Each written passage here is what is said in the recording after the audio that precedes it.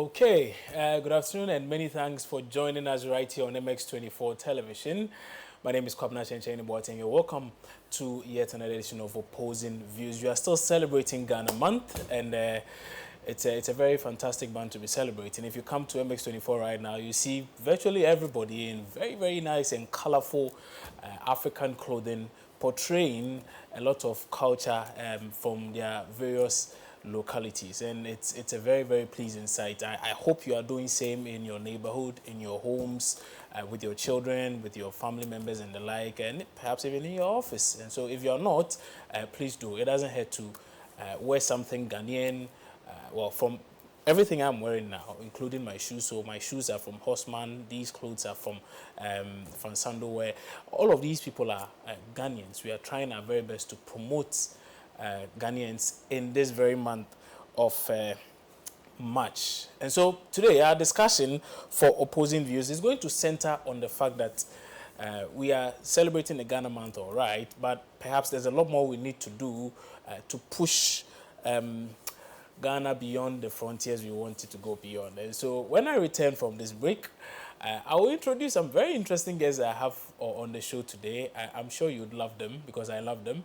And so I'll introduce them and then we can kickstart our conversation. Remember, we are live on all our social media handles. When I return, I'll give you the handles in case you do not know them. And then you could also join us wherever you are once you are on the go. I'll be right back.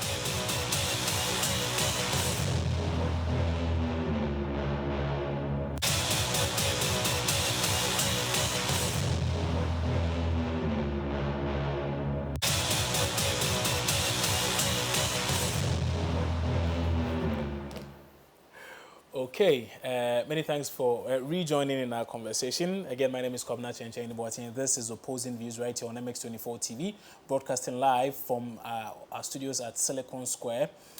We are at East Legon here in Accra. So, time for us to delve into our topic for the day. And today, we are talking about exploring multiple avenues in promoting Ghana as well as made in Ghana products. And so that is the issue we want to discuss, and we are actually keen on finding out whether or not we have done enough as a people to push the Ghana brand. I remember several years ago when Ghana made it to the World Cup for the very first time, I had a lot of, in fact, I did a project with a few people, and in my interaction with a number of people, particularly those outside the country, the impression was that until the World Cup, many had not even heard of Ghana. So until they saw the likes of Stephen Appiah and Asamoah Gyan and all of the likes, they didn't even know there was a country called Ghana. For those who knew of Ghana or had heard of Ghana, they had a totally different picture or impression about Ghana. And so it was a very good opportunity for us to sell the country. And I think we did well to an extent. Over the years, a lot more opportunity has availed itself for us to market the country and to market our produce. And of course, to capitalize on those markets that we do. I do not know whether or not we have come as far as perhaps we would have loved to, but this is yet again another opportunity for us to look at ways of improving that process. So let me quickly introduce my guest for today's show. Alistair Jimate is Public Affairs Manager for Blue Skies. He'll be joining us in a bit. Wademaya, I'm sure a lot of you know him, particularly those of you who are in the diaspora, who have been watching a lot of things from far away in, say, the United States or the United Kingdom or elsewhere. Wademaya, he's a very popular YouTuber. Today he's one of our guests, and he'll be helping us understand a lot of things. He's been traveling and you know, going into the nooks and crannies of a lot of African countries, trying to get you very intriguing stories. So today he's going to join us as well. And then Prince Boakye Boateng is Head of Communications and Advocacy for the Ministry of Trade and Industry. He will also be joining us and helping us understand how the ministry is also helping to get a lot of the things we produce here locally onto the international front. We will also be joined by Dr. Kobi Mensah. He will also give us some perspectives. But let me start with Wademaya. And I know most of you are keen on seeing and hearing from him. So, Wademaya, good afternoon. Many thanks for agreeing to join us today. Good afternoon, and thanks for having me in. Fantastic. Let me start by asking this. For a lot of people I speak to, it's like you have taken it upon yourself to become the savior of our time. You try so hard to push Africa. Why have you made it a priority? Why have you taken this cross upon yourself? I feel like Africa is our motherland. Africa is home for each and every African, both home and abroad. And it's time for us to take control of our own narratives, because I was based in China, and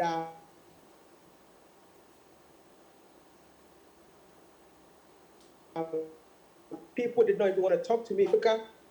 The picture that a lot of people have for Africa is just poverty, war zone areas, places that, poverty-stricken areas. And as an African who loves the motherland so much, I took upon myself to travel every single African country to show the Africa that people don't talk about. So literally, so far I've been to 18 African countries. I started in my own country, Ghana, even though the country did not see what I'm actually doing. But so far so good. We've been to so many countries in Africa, and people are actually accepting you and accepting the fact that you are on a journey to change the narratives of Africa, because what we're doing is what is going to bring tourism into the country. What we're doing is what is going to bring investment into the country. What we're doing is what is going to make people see the continent in a different way, because I have seen so many people come into Africa just because of a video that they watch on my YouTube channel. So, it's time, and the time is now. And if no one is going to do it, the favorite village boy is ready to go. Yeah. I like that. So you've done this for quite a while, I suppose, for several years, I'm told. Exactly. Okay.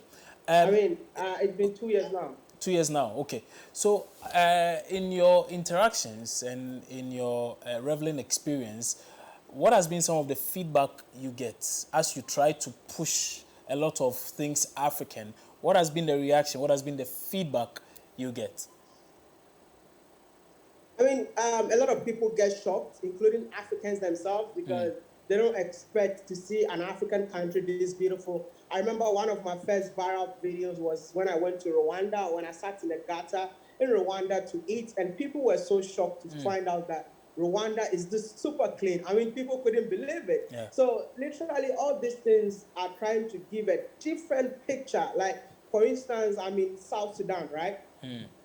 This is a country that when I wanted to come here, everybody was telling me not to come because it's a war zone country. Yeah. You can easily lose your life. But hey, I'm meeting one of the nicest people ever. Like, literally, I wanted to stay here for 3 days. and I've been here for 8 days already. So, I mean, the things that we've been hearing in the media is not the way it is. Like, I went to the northern part of Nigeria, and even people from Nigeria were shocked to see me in northern part of Nigeria because they thought that place is really dangerous. You know, so I always tell Africans that it's time for us to tell our own stories. And the impact has been crazy. Like, if you go to Ghana, for instance, there's so many people that are investing in Ghana because of my videos. There's so many people who are visiting Ghana for the first time because of my videos. I meet them all the time. There are proofs. There are people who are doing so many stuff in the country because of the videos that they watch. So I feel like it's very, very important for such videos to be made so that it will change a lot of mindset out there. I see. Now, let's come to Ghana. Let's be specific to Ghana. And you keep saying you've traveled across a number of African countries.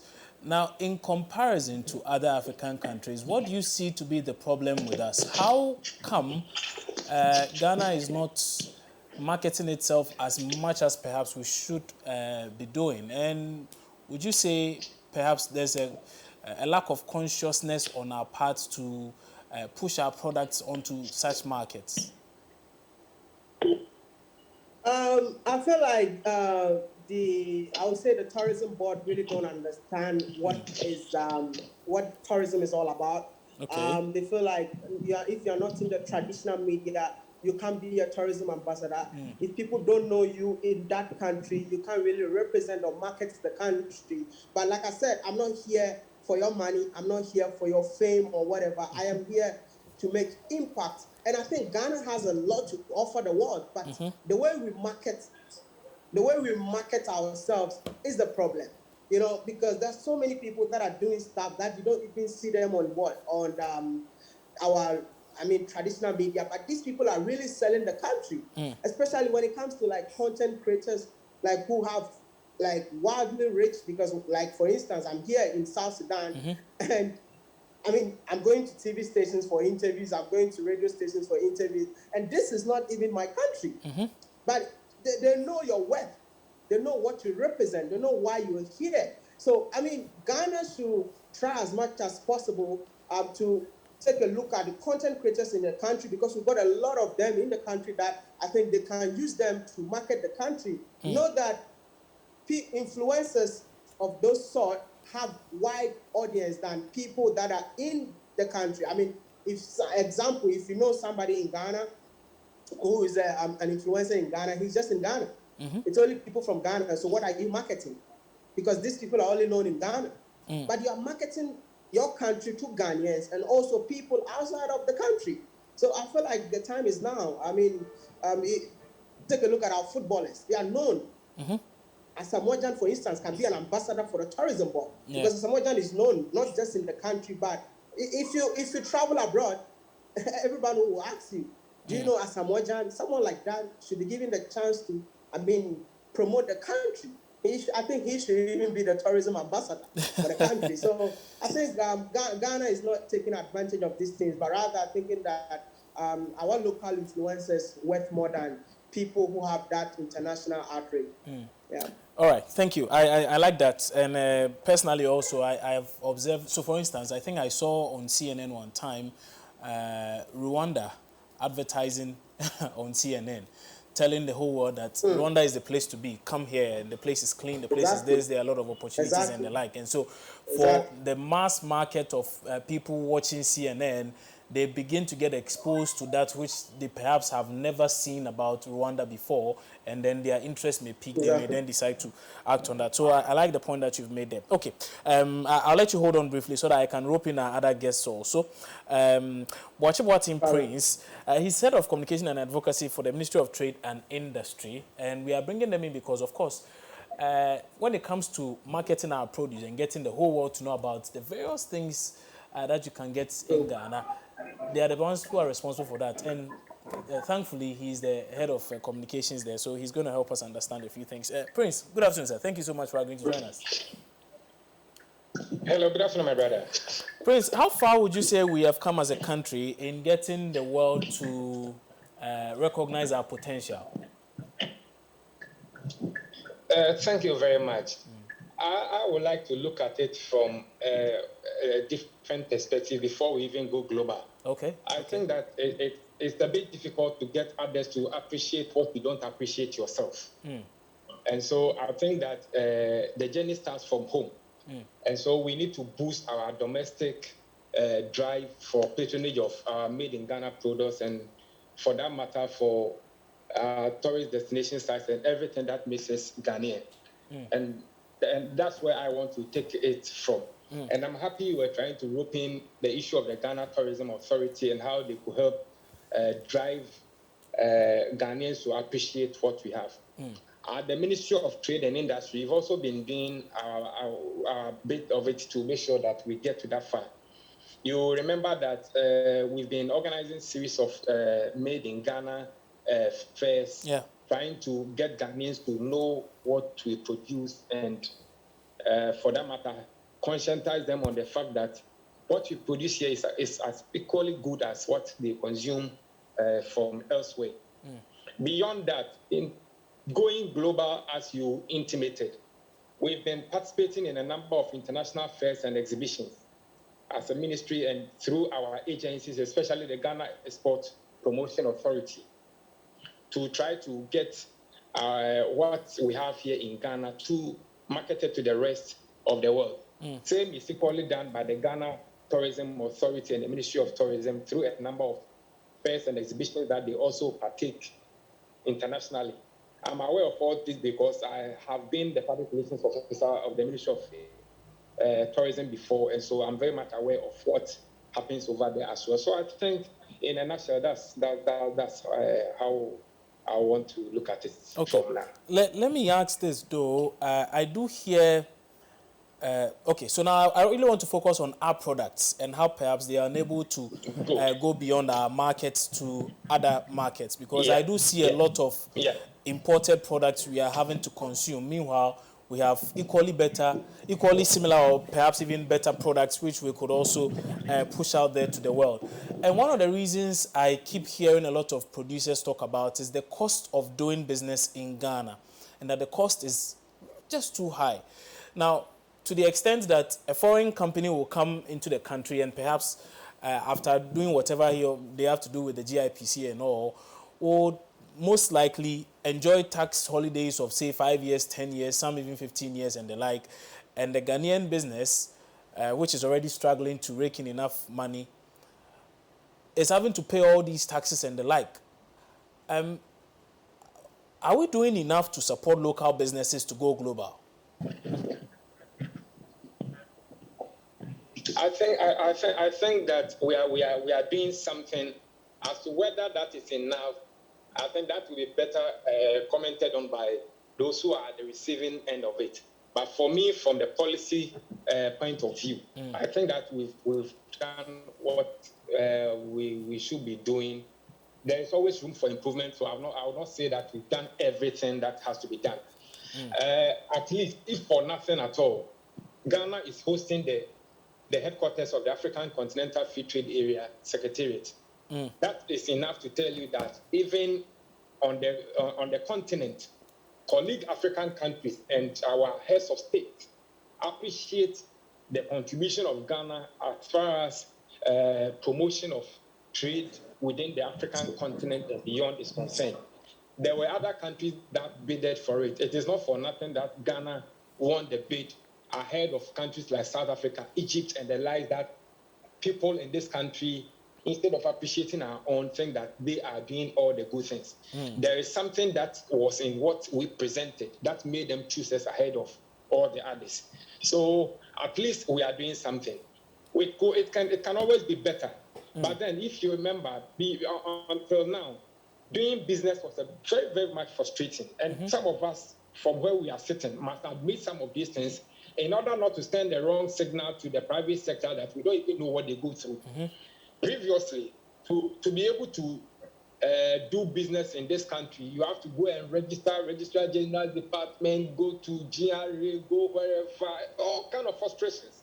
At least now, some of these things are a bit more decentralized, so that just by going to the registrar general department, you can have access to all these services.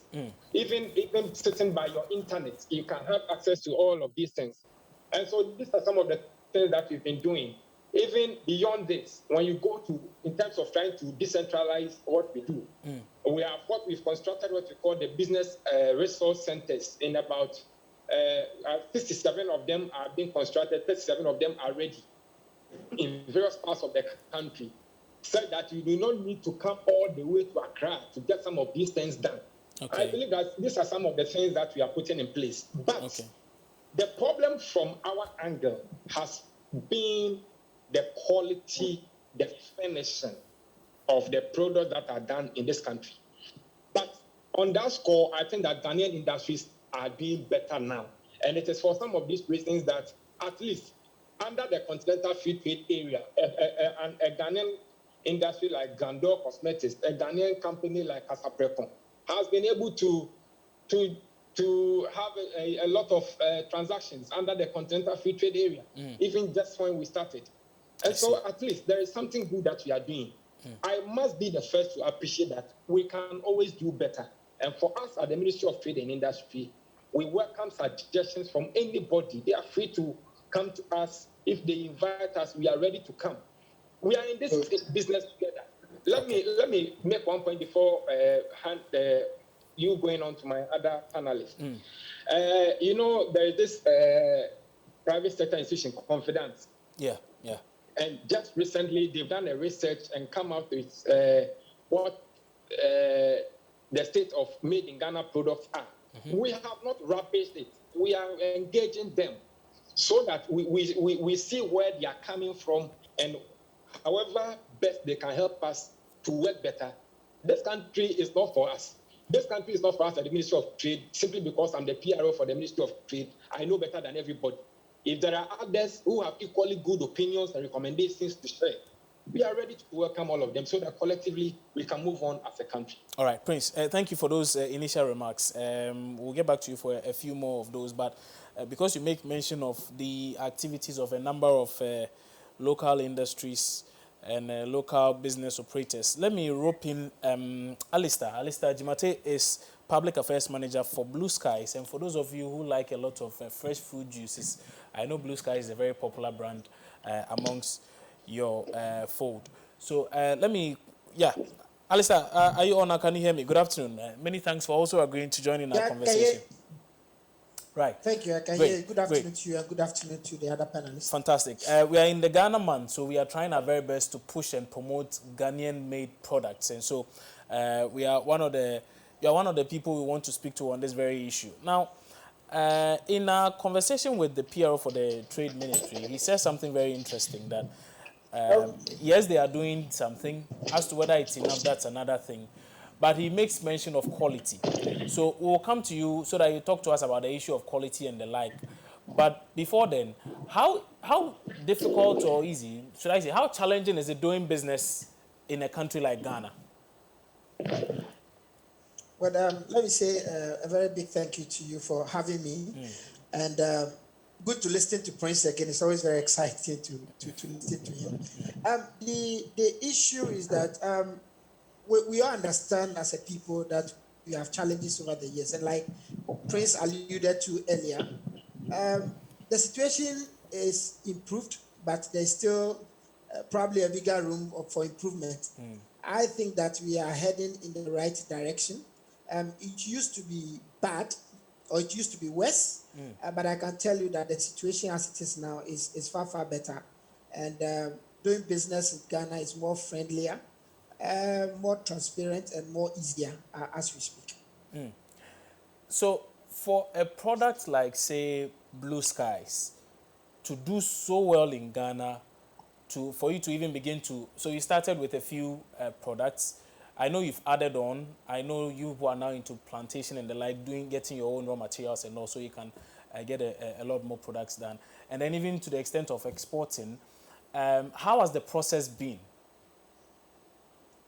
Well, I think there's a bit of misconception. A lot of people believe that Blue Skies just processes fresh juice and probably the new ice cream for the local market. But the truth is that this is a business that started with the export market in mind. We started in 1998, basically supplying to over 12 major supermarkets in Europe. And that is the main business. In fact, what we sell locally is less than 5% of the entire production. Oh, I see. So on the average, about 95% of what we do on a daily basis are exported to Europe. And I think Blue Sky is one of the companies that have put Ghana on the map, especially when it comes to the area of agriculture or agri-produce. We process fresh fruits and fresh fruit products for major supermarkets such as Sainsbury's in the UK, Waitrose in the UK, Marks and Spencer. I can talk of Albert Heijn in the Netherlands, Monoprix in France. So these are major supermarkets actually.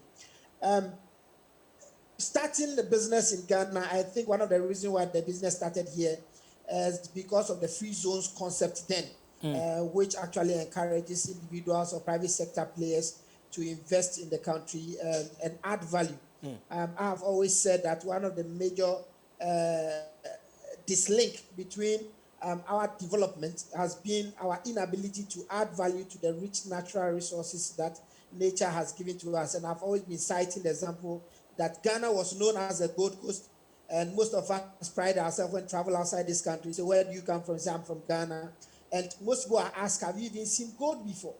And you'll be surprised to note that most Ghanaians have never in their life seen gold before, though you come from the Gold Coast. This is a country that if you are smart enough, almost everywhere you could dig around this country, there's a probability of you finding gold. But isn't it interesting that most Ghanaians have not seen gold before? And we have been mining gold, I've been telling you, long before this current Pope became an altar boy. And we are still mining gold. And the truth is that how much of value do we add to our gold? I've been telling people we have a country that is blessed with a natural resource like cocoa. And we are the second largest producer of cocoa in the world. Ghana and Ivory Coast, we are told, contribute to about 60% of the total cocoa production in the world. How much of value do we add to our cocoa? This country was blessed with oil. How much value? So I think the link has to do with the value addition. And you see, if they will begin to realize that as being projected by government, if we begin to implement the value addition concept, then we'll begin to make a greater impact. Because I've been telling people, if travel across the globe, we eat mango and we eat fruits all over. But one of the best mangoes you can find anywhere is the Ghanaian mango. When Ghana's mango is in season and you taste Blue Sky's juice, a lot of people still argue that we have added sugar. It is because of the quality of the mango. But how much have we promoted this? We produce mango virtually 17 weeks after 52 weeks in a year. What can we do different to increase the production? So extend the production period so that factories or businesses such as Blue Skies would get a continuous supply of raw material to process. And so doing business in Ghana, I can tell you it's been quite exciting because we started in Ghana and thankfully we have multiplied and we have factories in other parts of the world doing almost the same thing and supplying to Europe. So the opportunity is there. And I think one of the areas we have not focused on is the area of agriculture.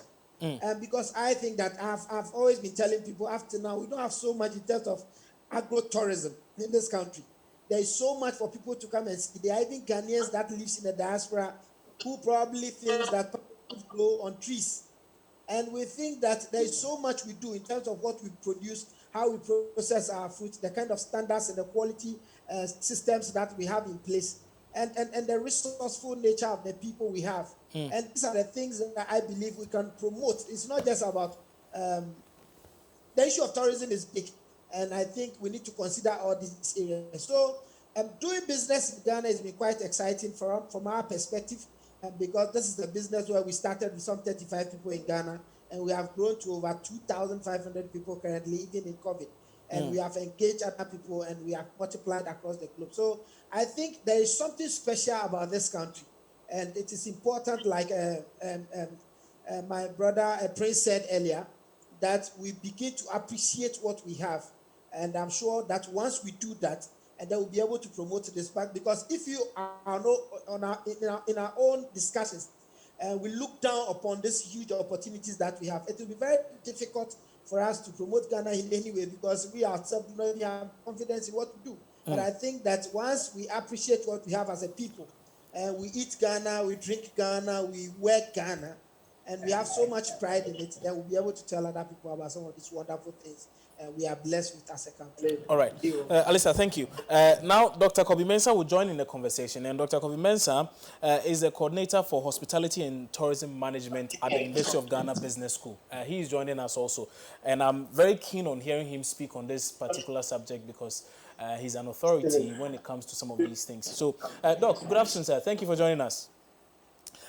Thanks so much for having me. Great. I'm grateful to join. Fantastic. Doc, so we are talking about Ghana and perhaps how we can market ourselves better and how we can, be more appealing to other countries or, people outside the country. What has been, from where you sit, what appears to be a major difficulty, a major challenge? Why have we not managed to break through as much as we would have loved to? Of course, we are doing something, but clearly there's so much room for improvement. Excellent. Thank you. Let me firstly say hello to my fellow, panelists. Grateful to share the podium with you guys. Thank you. Yes, I think that we've been doing amazing. Obviously, we started off, with Pana Fest when we started giving this tourism a clear kind of view. We started Pana Fest, Joseph Project, onwards we have the Year of Return, etc. But I think what we're lacking is what we call the comprehensive tourism development. What do I mean by that? You have to break the tourism promotion down into three phases. You're talking about the policy arm of it. You're talking about the programming or the activity part of it. And of course, you're talking about the communication part of it. In my view, or to me, I think that we've been doing quite well on the activity and possibly on the communication, although there are still some few touches that we need to do. But the policy bit is what is actually lacking. We do not have a coherent policy that link our tourism development with our livelihood, in total. So you see a disconnect between what a country tries to promote and what the actual country is behaving. The behavior of the country itself is not in sync with what it promotes. And that means that we haven't gotten a clear policy position on how we should actually manage ourselves, and then the way people look at us in terms of tourism, for example. So that is our challenge. I mean, let me give you a typical example. You have a country that is trying to promote domestic tourism, for example, yet people do not take holidays annually, what we call annual leave, for almost 5 years, 10 years. People haven't gone on annual leave. How do you promote domestic tourism when people are not taking their leave? Because we say that tourism actually sits on what we call disposable income, but also on disposable time. If you do not make time, you don't go on tourism or hospitality, for example. So there has to be a decision between the labor unions and the ministry responsible for, labor or for work with tourism to make sure that people take compulsorily their leave. So in the year, if you don't take your leave, you forfeit it. That way, it will make people make use of the leave that they have instead of sitting home for 5 years, sitting in work for 5 years, 10 years, without no leave. So we have to look at that. We also have to look at, of course, our, laws within the country and how that actually sync with, the people that we're asking them to come into the country. We have to actually have a look at that. So in terms of policy framework, we haven't gotten to that. We haven't gotten to a comprehensive tourism development framework that can actually link our development with our tourism, because you cannot create two countries. You cannot say Ghanaians are living in a particular way, and then the tourists, when they come, they should experience the country a different way. If the country is not developed and the local people are not feeling it, the tourists cannot feel it. Simple as that. Because the road to Kakum is the road to somebody's house. And it's the same road that leads to Kakum National Park. So you cannot actually think that the tourists will have a different experience from what the locals do. You have to have a comprehensive development before the locals and the tourists will have the same good feeling. It's as simple. If it so happens, it doesn't happen in my own home, it happens in the hotel or the facility that the tourist is visiting. It's as simple as that. So the second part, I think, the communication bit, we have to recognize the emergence of new forms of doing things. Now, some countries are using what we call online communities. I'm sure some of you have actually heard brand communities, online communities. Yeah. word of mouth is so powerful. So when people come into the country and they go, to what extent do we motivate them so that we can actually take their contact, build an online platform where they can actually discuss Ghana? So that if somebody wants a recommendation, they can go onto the page and say, guys, I want to visit Ghana. What do you mean? I mean, there will be a lot of commentaries that people have actually put on some of these platforms, and these are so powerful. Now, we can spend so much money that we need to do the contrived one, i.e. the mass media one, put ourselves on what do you call CNN, for example, and it amounts to nothing because people see through some of these promotions. They are self-promoting. You know, they're not the realities. The realities are what people are actually saying online about their own practical experiences. So if we can have a way of motivating people who have actually visited the country to create, or we can create what we call the online communities, let people start talking about the experiences in Ghana, that perhaps could actually work. So for me, we need to look at these three things: policy, programming, and then of course the communication. We have to revisit and make sure that we can make a good impact on it. Okay, because so you speak of these three things: policy, programming, and communication. I have heard people raise issues with the communication bit. For instance, some suggest that we appear to be communicating two things through our actions and inactions. One, we keep saying we are promoting made in Ghana goods. Let's buy made in Ghana, let's consume made in Ghana and the like. So for instance, say a Kantanka company producing locally assembled cars and whatever here. And then that's one communication. And then the other communication is that, well, we are reducing import duties, and so you are at liberty to bring in more cars. Now, how does that help the same business we are seeking to promote once we do such things? I don't know whether you understand yeah. No, I agree with you. I agree with you. And that's exactly what I said. The communication or the communicative effect of our actions, all right? Our actions speak, you know, so we call it the communication effect of the things that we do. So we're actually communicating one thing, and the activities that we're doing or the things that we're engaged in is actually communicating another thing.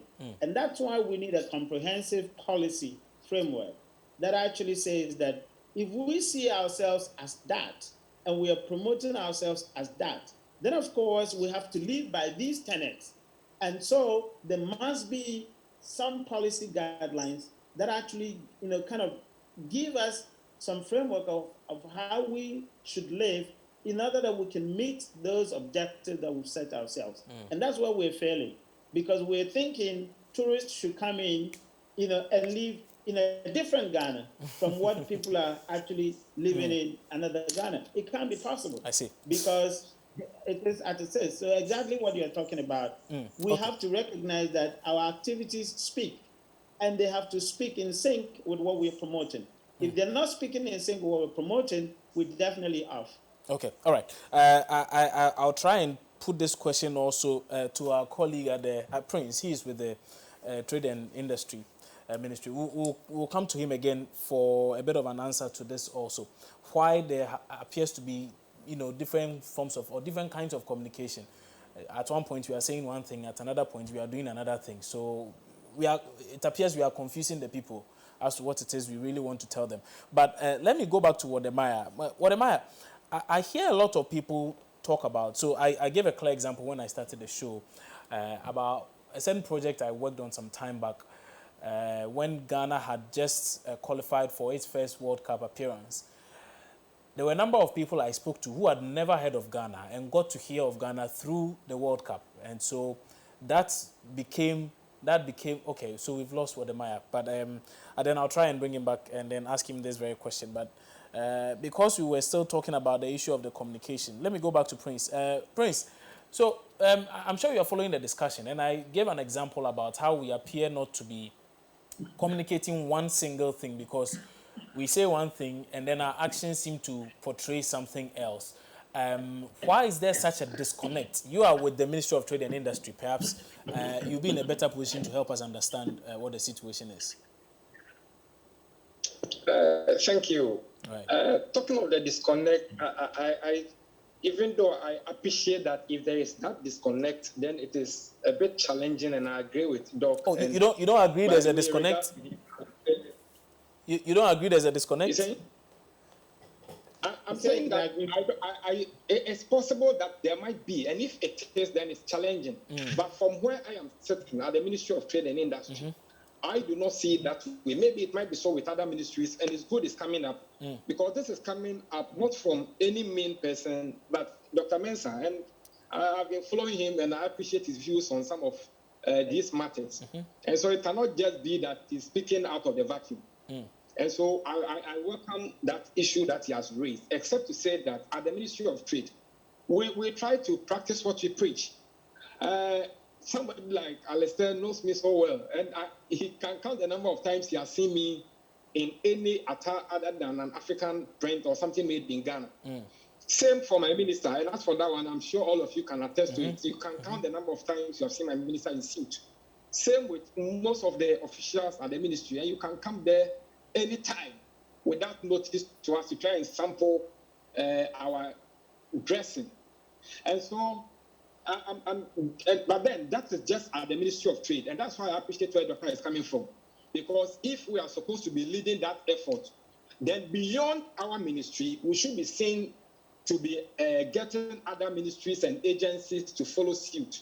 And that's why I'm saying that even though I appreciate that issue he's raising, at the ministry per se, it is not so. But these are constructive suggestions that we will take on board. But he made a very useful suggestion with regards to Ghanaians not even ready to experience what we have in this country. I mean, how does somebody come into this country and engage you, my brother, knowing you as one of the veteran journalists? He has come into the country, he gets into contact with you, and he's trying to find out how he can visit some parts of the country and where you think that he or she must go. And even you are at a loss. How do you convince such a person that this country is indeed a country that is worth coming into in terms of trying to get a place to relax? So these are some issues that we must all take a serious look at. But you see, Prince. So who then does the responsibility fall on in such an instance? Because perhaps I may know of certain places because I may have gone there to either relax or to do some project or some work or something of the sort.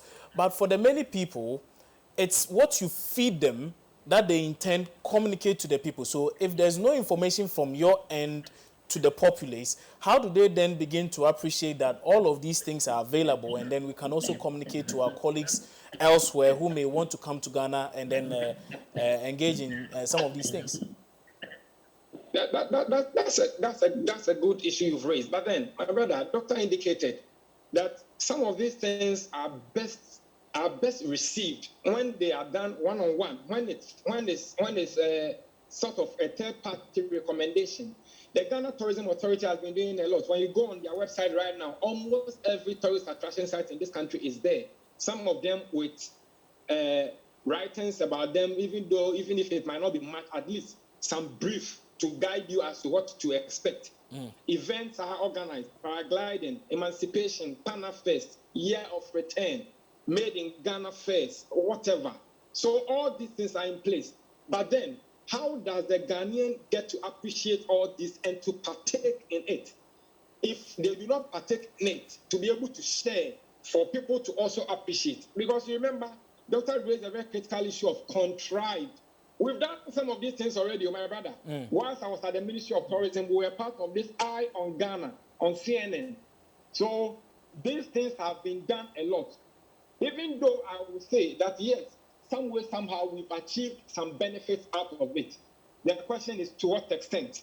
And I believe that the to what extent is not coming because the domestic aspect is somehow relegated, because we think that we must promote the country for others to come in and give us the FDIs.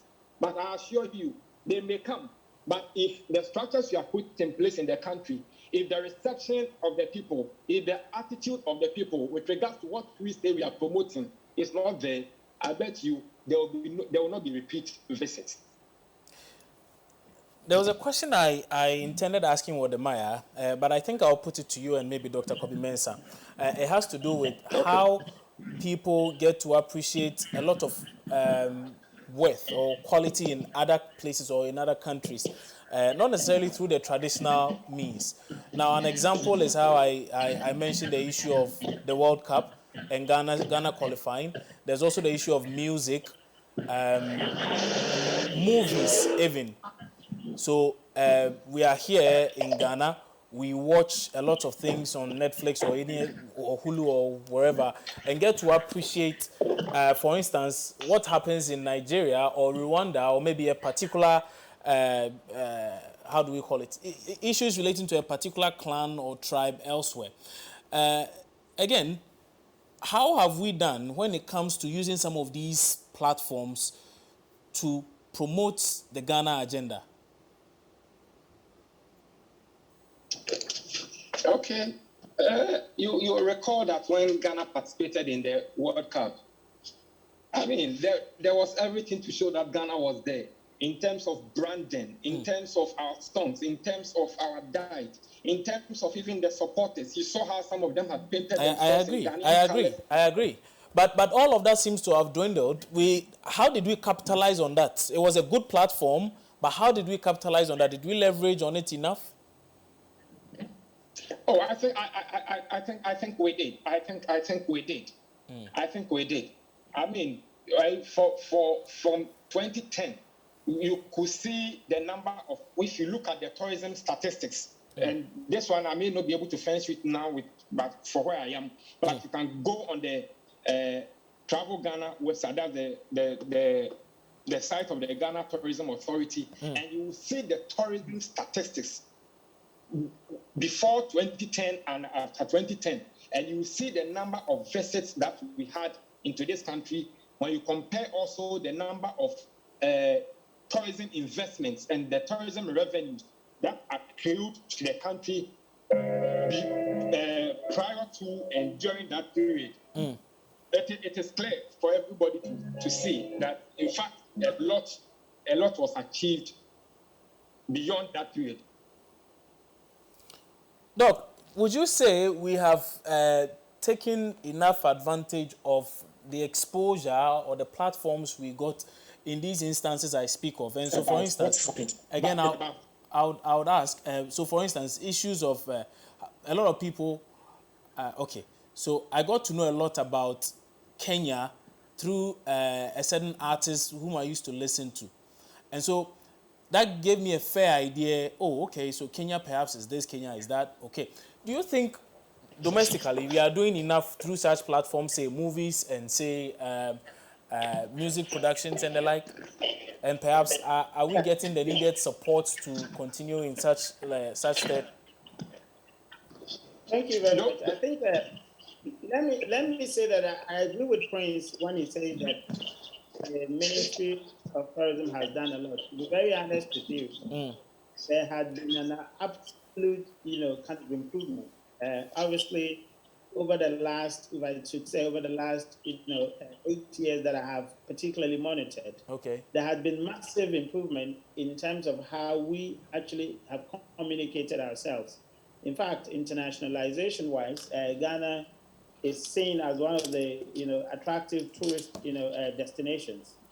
And so I agree with Prince perfectly when he says that, yes, there had been a lot being done, and certainly, if I should say, the social media platform of the ministry being handled by Ghana Tourism Authority from that perspective, I mean, it's been tremendous. When we started Destination Legon in 2014, the Ghana Tourism Authority was actually missing on that front. Over the years, there had been massive capacity, and they're very much doing, kind of things that you expect. Now, to go back to your question about whether we have taken advantage of it, of our sportsmen, for example, as brand, I think that we could do a lot more. Of course, when there is occasions in terms of the anniversaries themselves, the sporting anniversaries, we see Ghana's presence very much. Now, beyond that, how do we actually take advantage? I'll cite you a typical example. When I used to work with T-Mobile in the UK, I remember, someone called me from, of course, they were calling the customer service line. And they were calling from Sunderland, where Asamoah Gyan was playing. Okay. Now, immediately, he heard my accent and he asked me where I'm coming from. And I said, Ghana. He busted and said, oh, wow, Asamoah Gyan. And whenever people call in and then they ask me where I'm from and I say it, that's what they say. John's name immediately springs into memory. Yeah. And that tells you that Asamoah is one of the variables of the Destination Ghana brand. All right. Now, if we have a simple theory, and I call it the Jan theory. Now, at that time, when Jan was in Sunderland, every match day, the following Monday, you would have Ghana's name mentioned in at least about 3 newspapers, where sports is featured. Yeah. When it's been discussed on, the football program on Monday, they're mentioning Ghana's international Asamoah Gyan. So I call it the Gyan theory. Now, do you know how much we would have paid if we had to actually advertise on any of these newspapers, either the front page, the back page, or whatever, or the mentions on BBC? How much we would have paid? Quite a lot of money. Now, the sports guys are giving us free visibility. How do we then, and it comes back to my comprehensive policy that I talked about, how do we then identify these people and ensure that we are deliberately creating a program that would actually let them do more than what we're actually having? We haven't gotten that policy. So the point I'm making is creative art is part of the ministry, all right?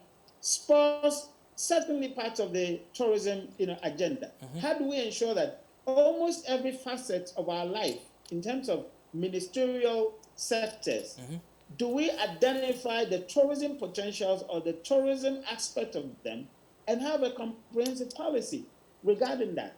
That is what I think we have to actually go. So no doubt we have made good use of our sportsmen, of our creative. In fact, most Ghanaians and most Africans actually got to know Ghana through Ghanaian movies, just like we've done with Nigerian movie. We know Nigeria, for example. Ghanaian music, yes, is actually going through other African countries. In fact, there was a time in Sheffield, I went to a club and I heard Sarkodie's song, played in the Sheffield club. I was so amazed by that, all right?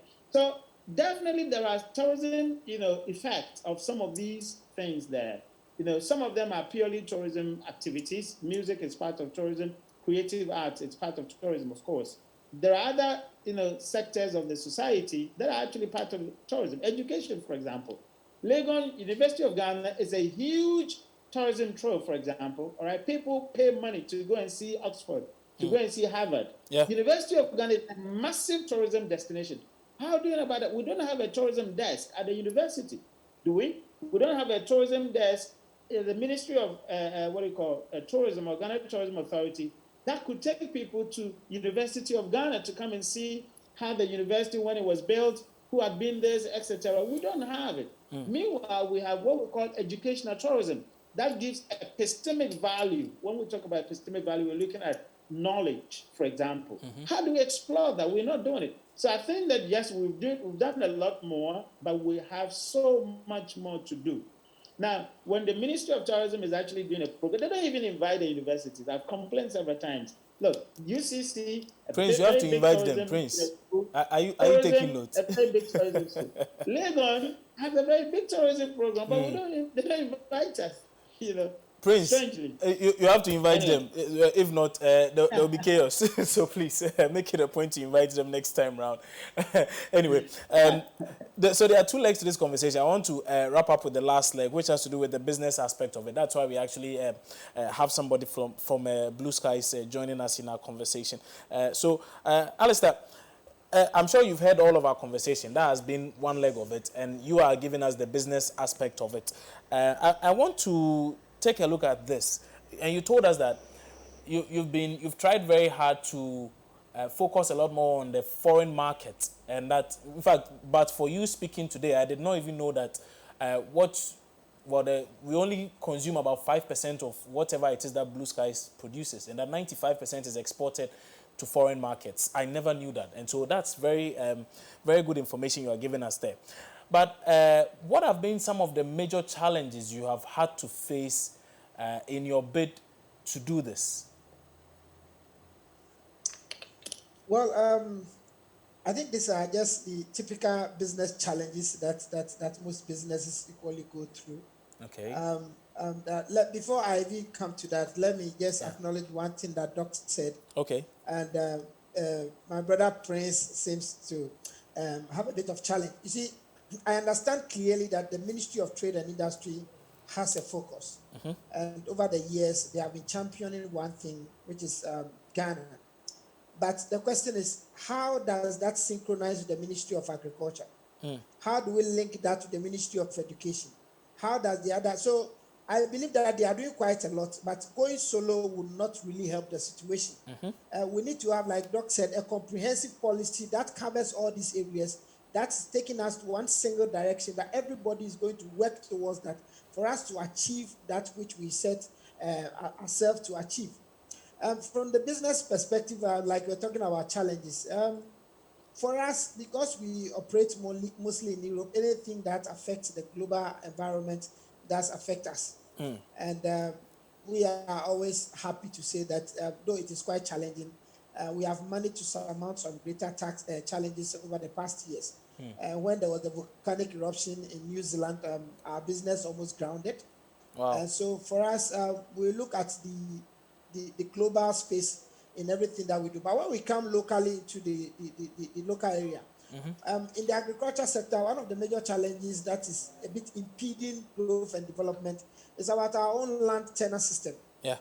Which is not really, and I'm sure when you talk about the issue of tourism, one of the disincentives for investors in the country now, because people are not sure how to acquire land, and when people become victims to some of these land fraudsters, they end up losing money, and they lose interest in investing in the country. And so for a lot of people who want to go into the agriculture sector, I think there must be a proper, like a more comprehensive policy to guide them. Okay. And I'm sure the Ministry of Trade and Industry has a desk, but as to how this thing is communicated for people to understand and know where to go to get some of this information, I think is quite relevant, because a lot of people are losing money through this kind of land fraud.